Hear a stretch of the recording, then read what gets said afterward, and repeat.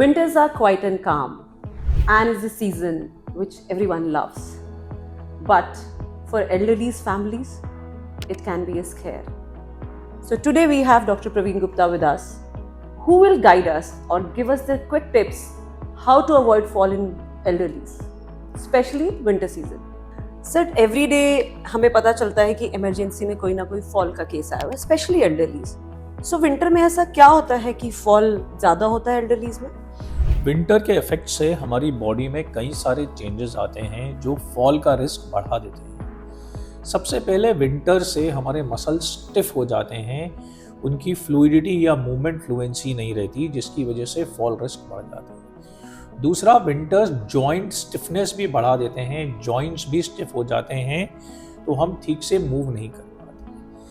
तीसरी चीज़ जो बहुत इंपॉर्टेंट है, जो नर्व इम्पल्सेस हैं वो स्लो हो जाते हैं. हमारी नर्व की कंडक्शन कोल्ड टेम्परेचर से धीरे हो जाती है, तो उससे हमारा कोऑर्डिनेशन इफेक्ट होता है. चौथा, फॉगी डेज में, डैम्प डेज में लाइटिंग अच्छी नहीं रहती, जिसकी वजह से स्लिप होने का या गिरने का रिस्क बढ़ जाता है.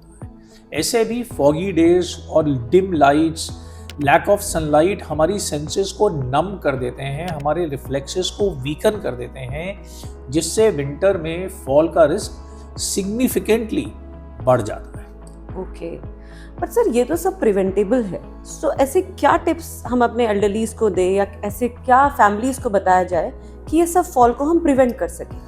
सबसे अच्छी बात है कि फॉल है रिस्की, क्योंकि उससे हिप फ्रैक्चर होने का रिस्क है, ब्रेन में चोट लगने का, हेमरेज होने का रिस्क है, पर हम इसे कुछ एहतियात बरतें तो फॉल का रिस्क सिग्निफिकेंटली कम कर सकते हैं. इसके लिए सबसे ज़रूरी है बॉडी को वार्म रखिए, ताकि ठंड का इफेक्ट हमारी नर्व्स, मसल्स और जॉइंट्स पे कम पड़े.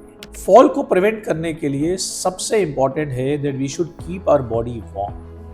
ड्रेस करें लेयर्स के अंदर, ताकि ज़रूरत अनुसार, वेदर अनुसार लेयर्स को कम ज़्यादा कर सकें. बॉडी को गर्म रखने से मसल स्टिफ नहीं होते, जॉइंट स्टिफ नहीं होते, नर्व कंडक्शन अच्छी रहती है.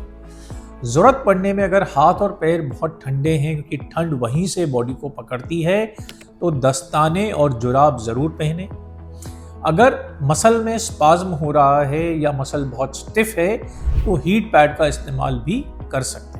इसके साथ साथ बॉडी को मोशन में रखना बहुत ज़रूरी है, ताकि स्टिफनेस और स्पाज्म आपकी बॉडी की मूवमेंट एबिलिटी को कम ना करें. इसलिए घर के अंदर ही छोटे छोटे वॉक्स लेते रहें, बहुत लंबे समय लगातार ना बैठें, और चेयर पे बैठ के या बेड में बैठ के भी स्ट्रेचिंग एक्सरसाइजेज या चेयर एक्सरसाइजेज करते रहें, जो आपके बॉडी में खून के दौरे को, मसल्स की मूवमेंट को बनाए रखे, ताकि जब आप अचानक से चलें तो फॉल का रिस्क कम रहे. अपने पैरों का खास ख्याल रखिए. बहुत ठंडे फर्श पे मत चलिए, इसमें पैर में अचानक से स्पाज्म या क्रैम्प आ सकता है, जो गिरने का रिस्क बढ़ाता है.